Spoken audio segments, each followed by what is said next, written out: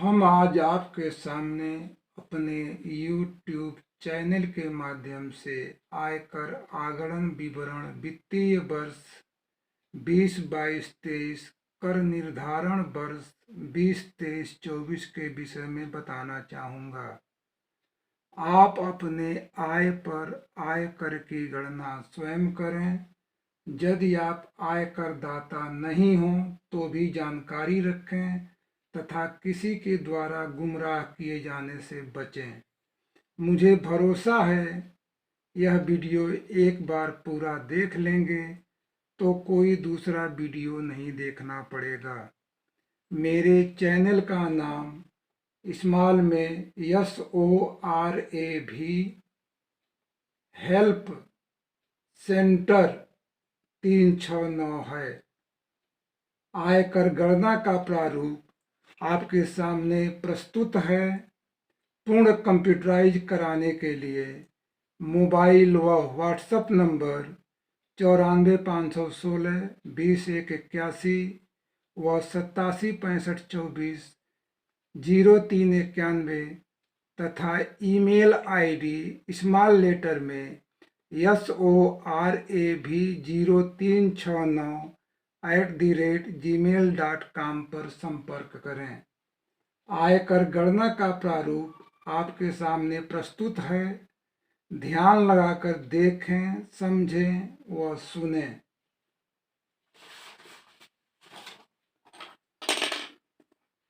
कर्मचारी अपना नाम यहाँ भरें, आय पद नाम यहाँ भरें, आयकर पैन नंबर यहाँ भरें, आधार नंबर यहाँ भरें, कार्यालय का नाम यहाँ भरें, GPF/प्रान नंबर को यहाँ भरें, जन्म तिथि लिख देवें।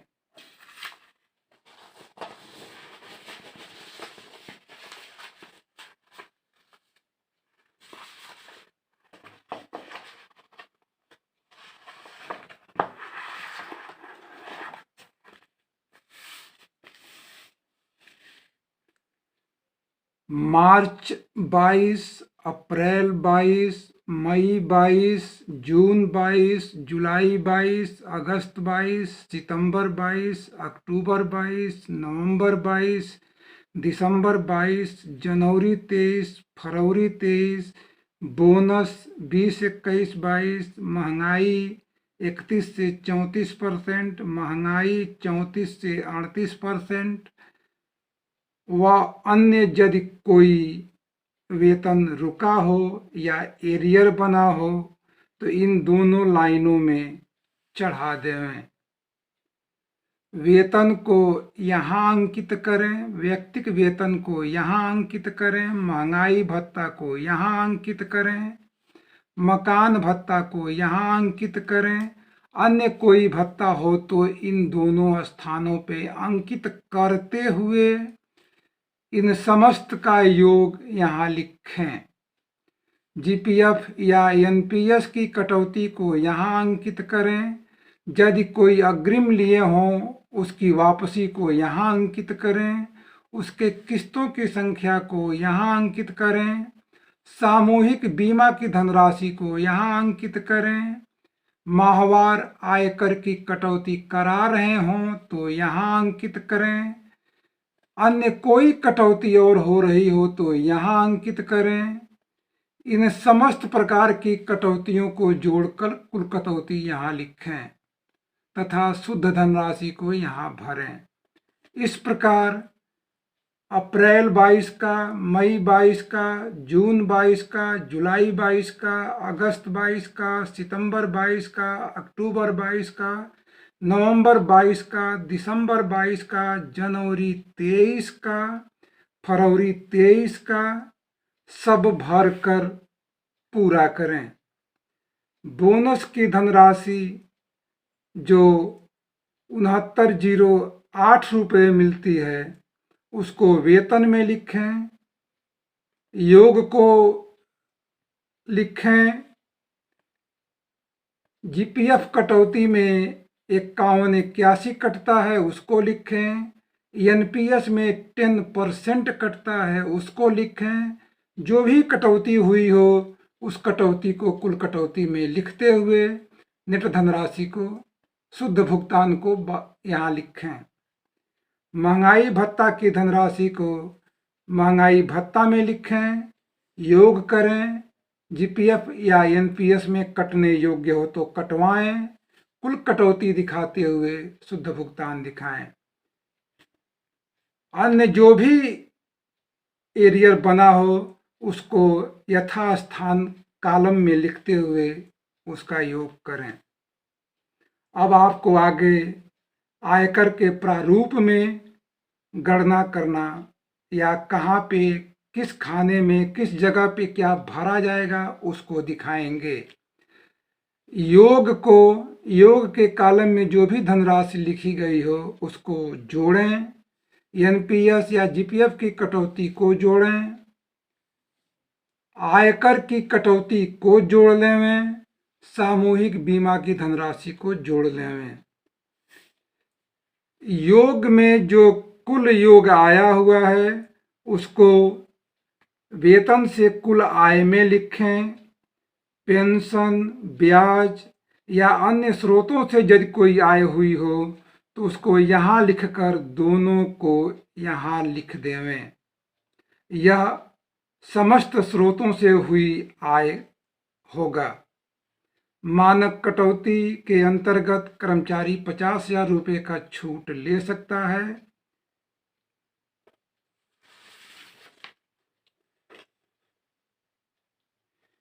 किराए के घर में रह रहे होंगे तो वेतन में जो मकान भत्ता प्राप्त हुआ है उसको बचाया जा सकता है। कितने रुपए की माहवार किराएदारी के पेपर पे कितना रुपया मकान भत्ता बचाया जा सकता है, कमेंट करें, वीडियो बना दिया जाएगा। गृह निर्माण के लिए यदि लोन लिए हों तो उस पर ब्याज की अदायगी चाहे जितना किए हों 2 लाख रुपए तक की छूट का प्राविधान है। अन्य कर मुक्त भत्ता जो यहाँ और यहाँ जोड़े हों उसको लिख लें। इस प्रकार वास्तविक आय में 50,000 रुपये मासिक किराया से बची धनराशि, मासिक किराएदारी के पेपर पे मकान भत्ता की बची धनराशि, ब्याज की धनराशि, कर मुक्त भत्ता की धनराशि को जोड़ते हुए समस्त स्रोतों की आय में से घटाकर वास्तविक आय यहाँ लिखें।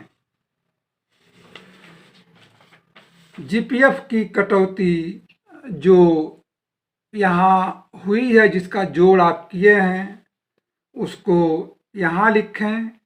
जीपीएफ तथा जीआईएस के जोड़ को यहाँ लिखें। एनपीएस में 50,000 रुपये या 50,000 रुपये से अधिक कटा हो तो 50,000 रुपये की धनराशि को यहाँ अलग दिखाते हुए जिसका लाभ 80G के अंतर्गत नहीं लिया जा सकता है उसको अलग से ले सकते हैं।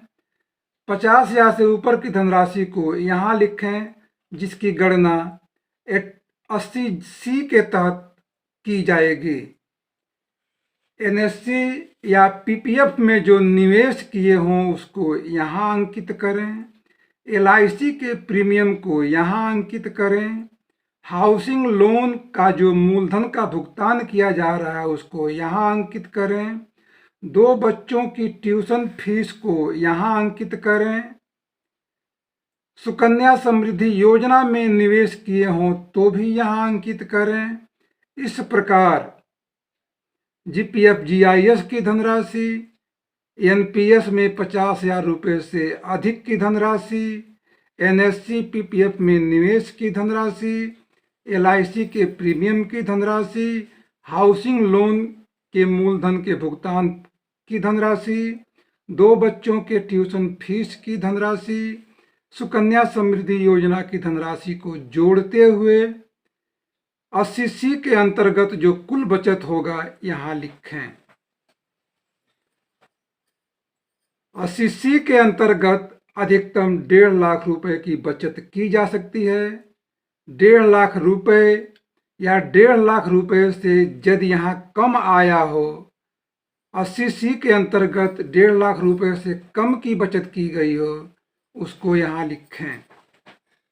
80E इन समस्त छूटों के बावजूद अतिरिक्त छूट की श्रेणी में 80E बच्चे के उच्च शिक्षा पे यदि ऋण लिए हों तो उसके ब्याज जो अदा कर रहे हो उसको यहाँ लिखें। पेंशन की धनराशि यदि यहाँ लिखे हों तो उस पे 33.3% या 15,000 रुपये में जो कमाता हो उसको यहाँ लिखें। 80G के अंतर्गत जो राष्ट्रीय रक्षा कोष है जिसका संचालन प्रधानमंत्री मुख्यमंत्री द्वारा होता है, उसमें निवेश किए हों तो यहाँ लिखें। सूखा राहत कोष में, राष्ट्रीय बाल कोष में यदि निवेश किए हों तो उसको यहाँ लिखें। 80D बीमा मेडिकल का यदि प्रीमियम दिए हों या स्वास्थ्य परीक्षण कराए हों तो उसकी धनराशि को यहाँ लिखें। आश्रित जिसका जीविकोपार्जन आपके आय पर निर्भर करता हो, यदि वह व्यक्ति 60 वर्ष से ऊपर हो तो उस पर जो धन खर्च किए हों उसको यहाँ लिखें। 80DDB स्वयं व आश्रित की गंभीर बीमारी पर यदि खर्च किए हों तो उसको यहाँ लिखें। आश्रित 60 वर्ष से ऊपर है तो उसकी बीमारी पे खर्च किए हो उसको यहाँ लिखें। 80DD दिव्यांग स्वयं हों या आश्रित के चिकित्सा पे जो खर्च किए हों उसको यहाँ लिखें। दिव्यांग की गंभीर बीमारी पे जो खर्च किए हों उसको यहाँ लिखें। अन्य कोई भत्ता हो जो कर मुक्त हो उसको यहाँ लिखें।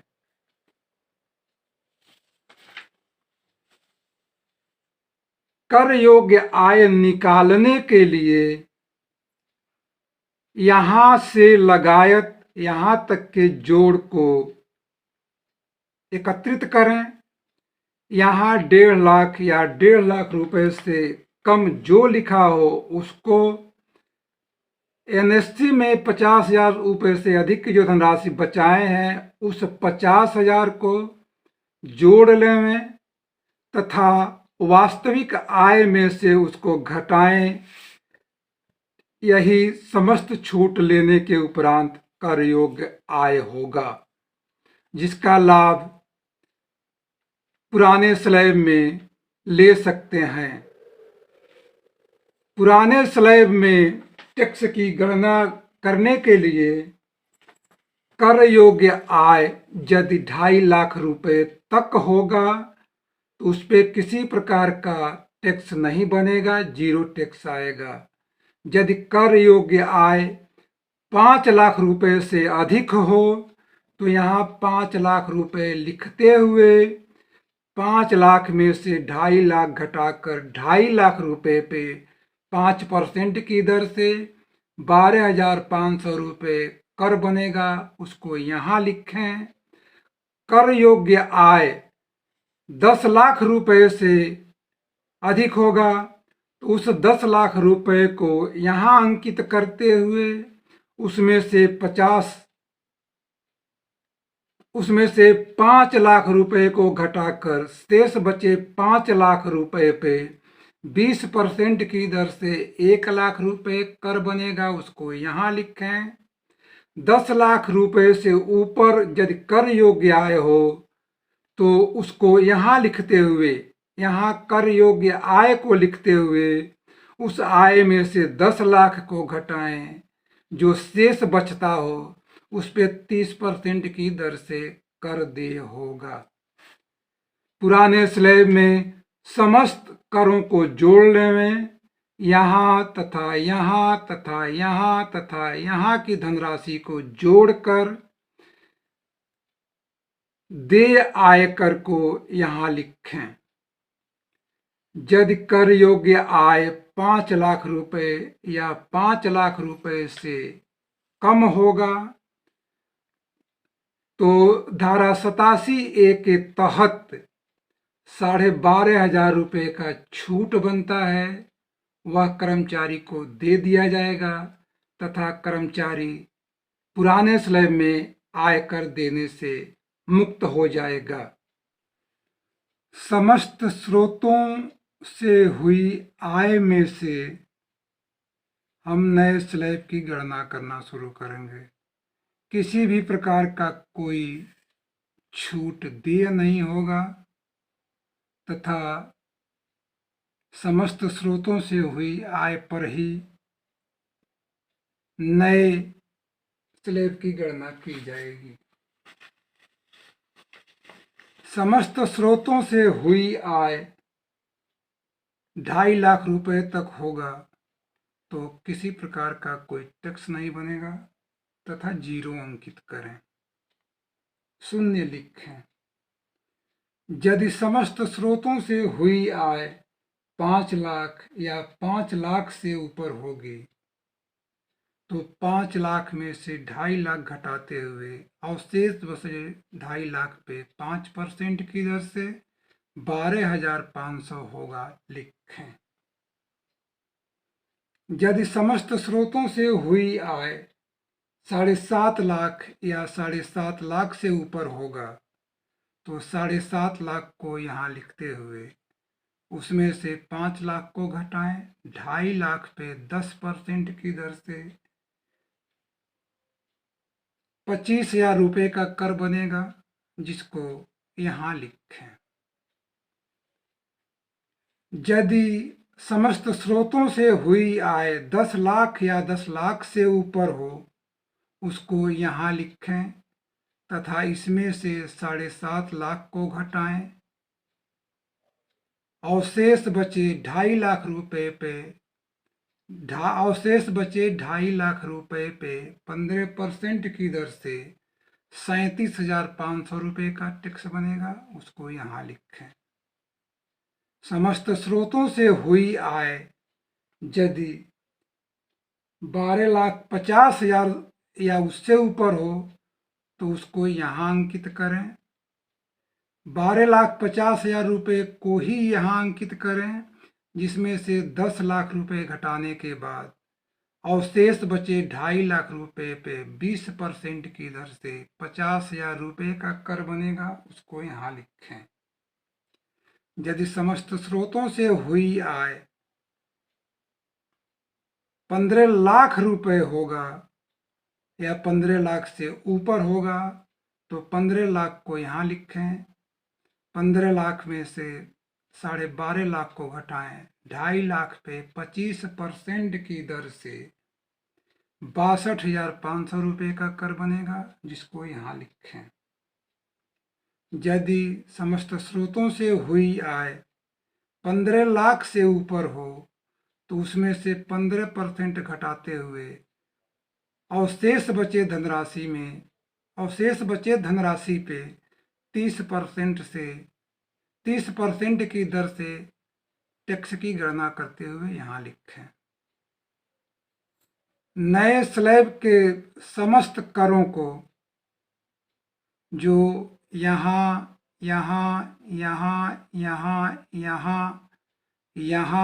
और यहाँ लिखे हैं उसको जोड़ते हुए यहाँ लिख देंगे। इस साल 2 प्रकार के स्लैब की व्यवस्था की गई है। कर्मचारी दोनों स्लैबों में जिस स्लैब में धनराशि कम आई हो उसका चयन कर सकते हैं। पुराना स्लैब का धनराशि यहाँ पे अंकित है, नया स्लैब का धनराशि यहाँ पे अंकित है।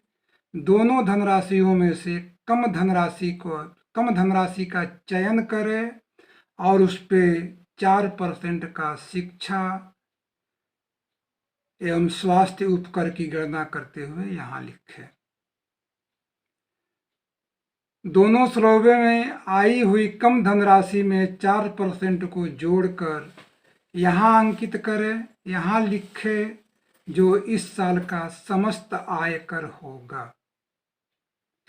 जनवरी 23 तक जितना भी आयकर का भुगतान किए हों जो यहाँ अंकित होगा या अंकित करके उस धनराशि को यहाँ भी लिखें।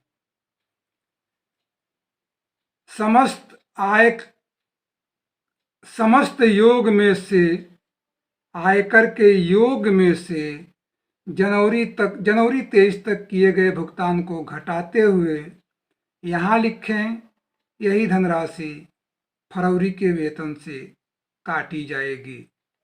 इसी अंकों को शब्दों में लिखते हुए अपना मोबाइल नंबर, अपना हस्ताक्षर करें। किसी भी प्रकार की असुविधा होने पे mobile WhatsApp number 94 516 20 181 87 65 24 0391, email ID small letter में sorav0369@gmail.com पर संपर्क करें। आपने अपना बेशकीमती व बहुमूल्य समय इस आयकर को समझने व सुनने के लिए दिया।